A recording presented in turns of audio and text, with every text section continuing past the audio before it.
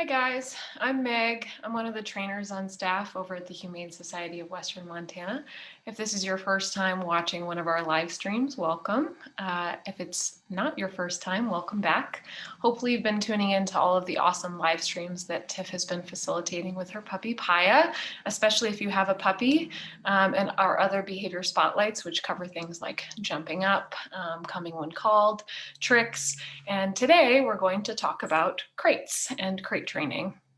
Um, Crate training is very near and dear to my heart, just like trick training. I think that crate training your dog is a very valuable resource, or your puppy for that matter. It's a great management tool. So very often puppies and adolescent dogs learn behaviors like rooting through the garbage, jumping up on guests, chewing on inappropriate objects when you can't supervise. Maybe they struggle with house training, and crates can help with all of those concerns.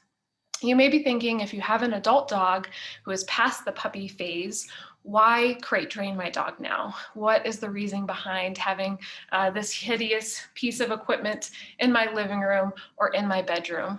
And I'm going to tell you why. I think that having a dog that is crate trained is very valuable, especially if your dog is ever going to spend time at the veterinary's office. If they're going to undergo surgery or a procedure, it can be extremely valuable for your dog to be comfortable with confinement so that their recovery is low stress and easy. If you intend on ever having your dog groomed, chances are good they're going to be housed in a similar situation to this while they're being groomed. Maybe you're going to need to transport your dog at some point in their life, either via plane or through a car, and most likely they'll be created for that experience. So preparing them to be familiar with that experience and have it as low stress as possible can be really important. It's also a great tool if you have many dogs in your household or multiple dogs in the household. It allows them a safe space to have that's their own.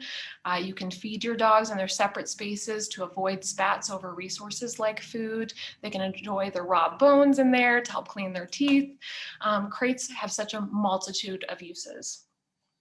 Another thing I love about crates, hopefully you're not doing this now in the midst of a pandemic, but if you love to travel and you like to stay at an Airbnb and take your dog along for the ride or visit friends or family out of town, you can bring that crate with you and use it as a safe and familiar space to house your dog, so that if you and your family or your friends want to go out to dinner, you don't have to worry about how your dog is going to interact with that new environment. Like, are they going to root through my friend's garbage?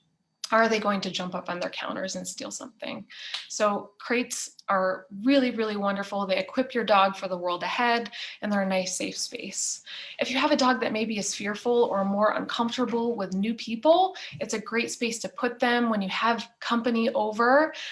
Or if your dog loves people too much, they have a crate to go to where they can settle down, and you can facilitate that introduction to your visitors in a calm and appropriate way when you're ready.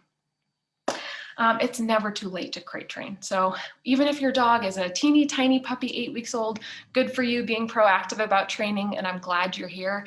But even 4, 5-year-old or older dogs can learn to love their crate. A caveat to all of this is if your dog experiences separation challenges or separation anxiety. Now, if your dog struggles with being alone, crate training alone will not solve that problem. Crate training and separation training are not synonymous or one and the same. For instance, if your dog is comfortable being crated when you're home, they may not necessarily love being crated when you're away, and they could potentially do them self-harm. So it is important to assess if your dog is comfortable being left alone, or if they're a puppy and they're not used to being left alone yet. Crate training and separation training can be done synonymously, but not if they have a history of being a little bit nervous being left behind. Now, if that is a concern, Tiff did a really lovely behavioral live stream on separation anxiety. I strongly encourage you to scroll back through our videos and view that live stream. I don't believe it's up on our YouTube channel yet, but I know that Katie is working really hard and tirelessly to get those up for you. If you're not sure if a crate is a right fit for you and your dog, you think, maybe they're a little nervous when they're left alone, but I'm not sure, contact us. And at the end of this live stream, I'm going to provide you that email where you can reach out. Either myself, Tiff, or our other trainers on staff are happy to discuss you and your dog's needs and guide you in the right direction. So if you have any questions throughout this presentation at any point, feel free to drop those in the chat. I'm going to be checking those intermittently, so don't worry. And if I don't address your questions throughout the duration of this live stream, don't hesitate to email us at the end with that contact information that I'm going to provide. Another thing to chat about is how it's important to gradually introduce your dog to a crate. I don't anticipate that you should be able to lure your dog in with a treat, shut the door, and leave them for an 8-hour workday, especially if they're not familiar with that degree of confinement. So we're going to talk about some easy ways and some fun games to get your dog happy and excited about going into their crate. A good way to think about it is if someone put a $5 bill in a closet and said, hey, there's a $5 bill in there, and you go in to get that $5 bill and they shut the door behind you, that's going to be really scary and perhaps traumatizing, and your dog may not learn to enjoy their crate that same way. So I strongly encourage you to do it slowly and make it a nice, comfy, soft spot for your dog. So a couple considerations. This is a pretty large crate. My dog Volta is here at the bottom. I'm going to show you compared to her size. So it's pretty large. My dog is house trained. She has been house trained for a long time, but she has this crate large enough for her to amply spread out, to be nice and comfortable. She can stand up, she can turn around, she can stretch her legs. If my dog was going to be in this for a long period of time, I want this large. However, if you are using a crate for house training purposes, if you have a small puppy or even an adult dog that's struggling with house training and you want to use the crate for that reason, I strongly recommend it being just large enough so that your dog can turn around and comfortably lay down, but not so large that they could potentially use one half as a potty station and the other half in order to settle down. So if you have a puppy and you want to get a bigger crate or you don't want to spend a fortune on crates, they do make certain types of crates that have inserts, so you can gradually make it larger for your puppy as your puppy grows. Free. Another consideration is whether you want a wire crate or a hard-sided crate. I like wire crates. They fold up, they become nice and compact. You can stick them in the back of your SUV or your hatchback and take them with you wherever you go. And they get good airflow in the summer. So in those hot Missoula summers where it's 80 or 90 degrees, you're able to get airflow through it much, much easier. However, if you want to use a hard-sided crate, that's great. It makes your dog nice and comfortable with the idea of being in a transport crate, which are often hard-sided if they're shipped on an airplane or if they're put in a car and transported. So that can be a great option for you as well. Wire crates, I believe, do tend to be a little less expensive.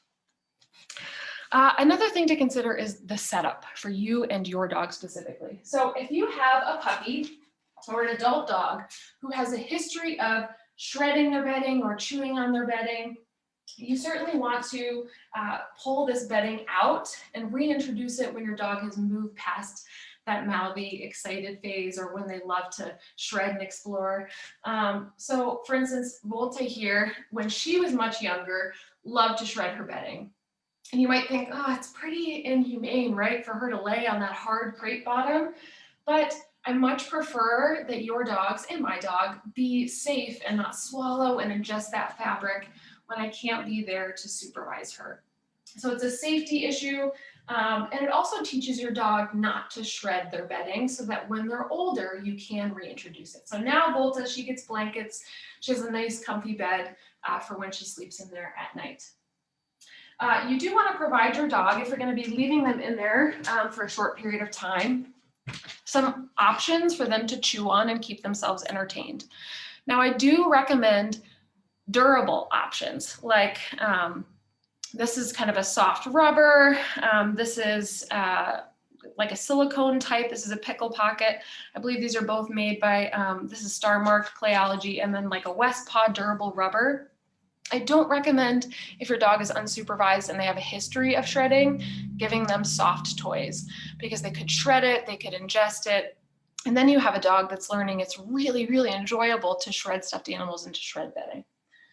So I'm going to give my dog these kind of 3 options in her space. So she has those to chew on if she wants to. If you're going to leave your dog for a longer period of time, I strongly recommend leaving them with water. It's really important that your dog stays hydrated, just like you, right? They need water if they're going to be in there for an 8-hour workday. If you're concerned about your dog bumping it over or splashing, for instance, Volta is a water dog and she loves to splash in her water bowls. They make these great hanging water buckets that you can hang both on the front crate door of both wire crates and hard-sided crates. So I could just hang this here. So when the crate door is closed, she has access to that water. So it really is dependent on you and your dog. If you're concerned about your dog soiling their bedding, I strongly recommend just leaving it out for now. And when they become more confident in their house training, you don't have to worry about mess or throwing out all of the nice blankets and beds that you've provided them. Another consideration is location. Where do you put your crate? And every dog is different. If your dog loves to be in the heart of the action, I strongly recommend putting it in the living room for now, or putting it kind of in a common area space so that your dog doesn't feel as if they can't be involved with the family, that they have to kind of be put away on a desert island in the back room or on the porch. You can also have a crate in your bedroom if you want your dog to be confined when they sleep. And something that I should note is that crates are not forever. If you crate train your dog, it's not necessary for them to be in a crate for the rest of their lives all the time. So for instance, because I crate trained my dog early, now that she is mature, she no longer likes to chew on things inappropriately, she's house trained, she never learned to counter surf or to go through the garbage because she was confined when I couldn't supervise her. Now she's able to be loose in the house when I'm gone. I do still crate her when I'm at work because it's an unfamiliar environment. I never know what's going to be left behind. We work in an animal shelter. Sometimes there's treats and toys, and I don't know what she's going to get into. So I love that predictability for her. So you can use it in some circumstances and not others, so long as you're kind of using it here and there to maintain that crate training. You may decide, if you have a wire crate, to drape it. If you have a dog or a puppy that's really excited and not used to watching people walk by, but you do want to have it in a common area, it can help a lot of dogs if they tend to get overstimulated or overexcited by traffic, to drape it with an old sheet or an old blanket so that they can't see all of those visuals of other dogs in the family or family members walking by. Another note, it is inhumane to house your dog for longer than 10 hours. So if you have to work a really long day at work, please arrange for somebody to come and let your dog or your puppy out. Puppies, as a caveat, they should only be in there for really maybe 4 hours or so. Their bladder capacities are finite. And that being said, it's really important for growing dogs and puppies to be able to stretch their legs, to get out, to be able to smell. Otherwise, when you get home, your dog is going to be really pent up. They could feel pretty frustrated for being in there for a long window of time. So shorter periods, and especially to start, shorter periods are extremely important. And we're going to talk about that a little bit more with some separation exercises, or I guess I should say crate training exercises that also have a small separation component, especially if you have a puppy. Excellent. Well, again, if you have any questions as I'm moving forward, don't hesitate to drop those in the chat. I don't see any right now. I'm going to double check because it's telling me that it's having trouble playing this video. So I just want to make sure that you can see me and that I'm not missing any of your questions. So give me just a moment. Excellent. So no questions in the chat. We're going to talk about some exercises. Okay, so how do I make my dog learn to love their crate? And it is important to help your dog learn to love their crate, like I said, gradually. And I'm going to start by using treats. Just like with most of our exercises, if you've watched our live stream before, dogs love food, they love treats, they love interacting with their person. So we're going to make it a little bit of a game. I call this one, or we call this one, Ready, Set, Crate. So if your dog has a collar on, I should note, if you're going to crate your dog for a longer period or they're going to be crated unsupervised, I strongly recommend removing their gear like their collar or a harness so that they can't incidentally get caught. It's just a safety concern. I'm a paranoid dog owner. I worry about my dog. She's like my little fur baby. So I always love to remove her gear before I crate her, but that's certainly up to you. But if your dog has a collar on now, or if you have your dog at home, hopefully maybe you have a crate in your house, maybe you have a crate nearby, you can practice this exercise with your pup, or you can reference this video later when you have your computer in an accessible area with the crate nearby. So I'm going to grab some treats. In this case, I'm using my dog's kibble. She hasn't had her dinner yet, and it's about 6, so she's pretty hungry. I'm going to hold her collar. She says, I think there's kibble in that hand. I'm going to toss a few treats into her crate. Now I want her to see me throw those treats in, otherwise she may not know what the objective of this exercise is. So I'm going to toss them in there, and look at how kind of excited she is and ready to go. She's looking at me like, okay, when do I get to go in there? And I'm going to tell her, ready, set, crate. Great. And she zooms in there and she gets to eat the treats. I'm not shutting the door on her, like pulling a fast one on her. I'm just getting her excited about going into her crate space. What I love about this exercise, she's reading for more kibbles, is that it's also helping to teach your dog the cue crate. So let's say, for instance, the UPS man shows up at the front door and is knocking, and you think, or you're seeing them coming up the walkway, and you think, oh, my dog might bark and lunge. You can send them through the house to their crate, close them in, and then answer the door. So I'm starting really close at first. Look back. She's rearranging. She thinks that feng shui is really important in her living space. So I'm starting really close at first, maybe 5 or 6 feet. Again, I'm going to hold her collar. I'm going to toss some treats into the crate. Ready, set, crate. And she's zooming in to eat these treats. So again, if you have your dog ready, they haven't had their dinner yet, you have a crate, or maybe you're just crate curious and you don't have a crate yet, again, you can reference this later. Feel free to grab your dog's kibble. And I'm just going to practice a few more repetitions of this with my pup. So I'm holding her collar, tossing treats in. Ready, set, crate. If you don't necessarily need to say the ready, set, crate, but ready for her is really charged. She gets super excited. Maybe your dog gets excited hearing that too. Right. Ready, set, crate. Good girl. Now over time, like I said, I might move farther and farther away with my pup. Maybe I'm going to go across the room now, or maybe when my dog is really consistently entering their crate from across the room, maybe I'm going to step into the next room, hide a treat in there, then send my dog. So a great way to teach them the cue to crate. Do maybe just 1 or 2 more repetitions with my dog. So I'm holding her collar. Ready, set, crate. And Volta loves her crate, right? She's willingly running in. If your dog is more leery about the crate because they've never seen it before, it's kind of a strange thing that's now in your living room, it can be helpful to toss the treats into the front of the crate instead of all the way to the back, so they don't feel as if they have to immediately trap themselves. So if your dog is a little bit more on the nervous side, she already knows what I'm going to do. You might want to put them right in the front, and you probably can't see that, but again, it's only maybe a few inches. Ready, set, crate. So that your dog only has to go just their head in to get those treats. Again, if you have any questions about this, or any other of these exercises, please feel free to drop those in the chat.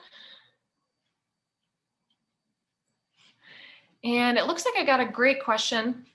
At what point would you decide that an adult dog is comfortable enough in the crate to stay in it overnight? And that is a really great question. I think working with your dog with these kinds of exercises during the daytime can be really beneficial at first, though crating your dog at night comes much more easily than for most than in the daytime, right? They're tired, maybe they had a long day at the dog park or a hike up the rattlesnake. So they're naturally looking for that soft spot to lie down. I think it's worth experimenting with. If your dog is comfortably entering into the crate during the day or even in the evening for treats, you can start experimenting with closing the door and feeding treats through to see, okay, is my dog going to be okay with the crate shut? If your dog, however, once you shut the crate door, begins whining, barking, and let's say they whine or bark and begin to escalate and get more and more worked up, they're probably not quite ready yet. A little bit of whining, especially with puppies or with adolescent dogs, is normal, assuming that it doesn't escalate and it stops after maybe 5 to 10 minutes or so. An important part is that you don't let your dog out of the crate while they're actively whining. Otherwise, they learn, oh, whining and barking gets me out of my crate, and now I get to sleep on the bed with my person. So even waiting for a very brief moment of quiet, if they're barking or they're whining, then opening the crate door will teach them that quiet is what allows them to get out.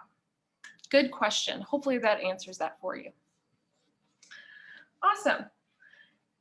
So I want to talk about a really, really simple exercise. We call this treat fairy. And really this is in teaching your dog. She's rolling around on her back like a maniac. I feel like she does this every time I do a live stream. She tries to show off. So treat fairy is hiding a treat in your dog's crate at random when they're not looking for them to find. And you might think, okay, what is the point of that? But it's encouraging your dog to gamble. And occasionally when they check the crate, it's no longer a crate, it's a magical box that makes chicken jerky appear, or cheese, or hot dogs, or something really, really special. So they'll more often go into their crate on their own in the future. So what I'm going to do is put my pup Volta into the other room here just really quick, and I'm going to hide this tiny piece of chicken jerky in her crate. She's probably going to find it pretty darn quick because she knows to use her nose in this area. But I'm going to just lead her into the other room. Okay.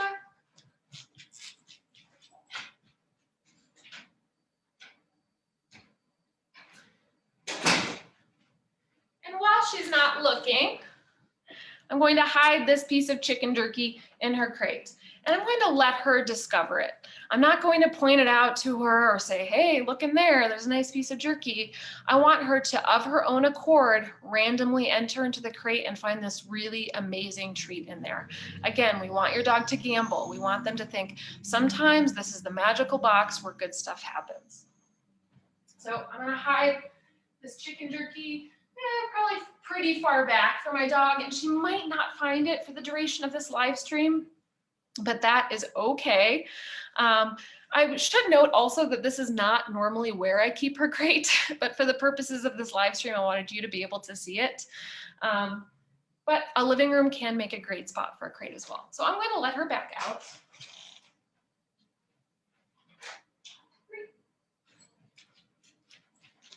All right.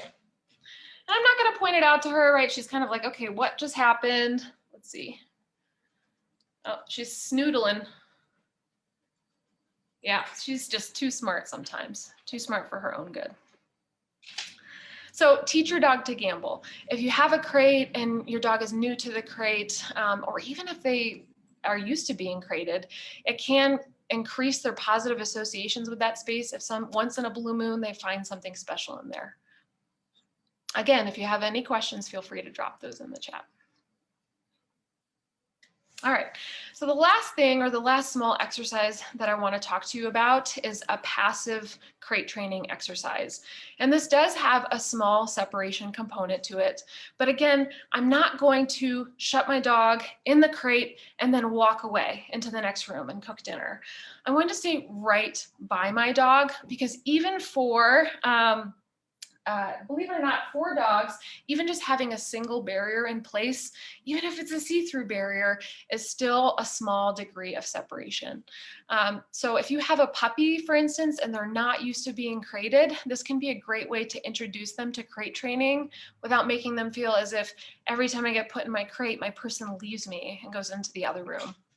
If you're working during this pandemic from home, put your dog's crate in your office or whatever workspace that you have, and do this with your dog or with your puppy. So usually this should be about 15 to 20 minutes maximum, and it involves a food project or a food toy. So in this case, I'm using a bully stick for my dog. Bully sticks, she goes through these really, really quickly, but you can use a stuffed Kong. I'm gonna grab a Kong to show you. If you don't know what a Kong is, Kongs are, this is an extreme Kong, which means it's a little tougher than the normal red ones, but they're a durable rubber toy that are really safe for most dogs to interact with, even when unsupervised. You can smear the inside with peanut butter or cream cheese or canned food. In my dog's case, because she's a pro Kong excavator, I fill it with canned food and kibble and I freeze it. He put it upright in a mason jar in my freezer, and now she has a nice little doggy snow cone. And freezing your Kongs will last maybe 30 to 40 minutes for some dogs, as opposed to 15 minutes just smeared with peanut butter. So you could do this, you could do a pig's ear. It doesn't matter what it is, but it should be really valuable for your dog so that they learn this space is really enjoyable. And when I go in there, I'm not always being left behind. So with my dog, I might remove this because this is new to her. I typically don't leave her with a bucket. All I'm going to do is invite my dog into her crate. If your dog is more reluctant to go into the crate because it's still new to them, you can toss a few treats in to encourage them in. You can also use this as kind of a lure, so putting it directly in front of your dog to guide them into the space. I'm just going to provide her this food project. I'm going to shut her crate door, and then I might sit on the couch or sit in my work chair, read a book, watch Netflix, set a timer, like I said, for 15 to 20 minutes. And after that time, I typically recommend, if your dog looks like they're winding down on their food toy, their food project, or their Kong, to open the door before they finished. It doesn't allow them the opportunity to bark or to whine. And then we got a little bit of reverse psychology going, which is, oh wait, like I'm done in here now? I still have this really awesome thing. What do you mean you want me to come out? So it can also help them have positive associations with their crate in that way as well. And I'm just gonna leave her in here for now. She's gonna enjoy her bully stick in her crate space. She's pretty well crate trained. Again, if you have any questions about any of these exercises or about crate training in general, feel free to drop those in the chat. But I have a few last end notes for you. So if crate training is new to you and your dog, I would strongly recommend reserving their meals specifically for crate training. So if you feed your dog out of a bowl in the kitchen, why not start placing their food either at the front of the kennel if they're really leery of the space, or at the very back where they have to sit or lay down in their kennel to eat their meals. Bonus points if you stuff their meals into a Kong or a different food toy like a slow bowl, so that they can really savor and enjoy it in that space. And then when they're done, they can either just come right back out, or as they become more seasoned vets, you can let them out of their crate. If you are feeding them in their crate and they're new to this, I recommend feeding them in the crate with the door open first, so that if they decide halfway through their meal, you know what, I'm pretty uncomfortable, they have that out to exit. She's really making a ruckus back there with her bully stick. My last recommendation is that you randomize when you crate your dog. So very often, like I said, people will just crate their dogs for an 8-hour workday, and then the dog starts to dread it. They think, oh man, every time I go into this space, I'm going to be left for a full workday. So one way you can help your dog become more comfortable with their crate is just dedicating 10 to 15 minutes, maybe even 20 minutes during your evening routine or your morning routine where they go into their crate, they enjoy a food project, and then you let them back out again. It really, really helps make your dog more comfortable with that space. And again, they're not going to dread going in there because sometimes they get let out really quickly. And sometimes maybe they have to go a little bit longer to see their person again. And that's okay. Some ending notes. I'm going to bring up our contact information. So this is a very brief foray into crate training. There's tons of other exercises. If you need more advice on crate training, please reach out to us. We're happy to provide those for you. There we go. All right. So if you have questions, behavior@myhswm.org. We are so happy to help you out. Like I said, if you're not sure if crating is the right fit for you and your dog or your puppy, please email us. We're happy to chat.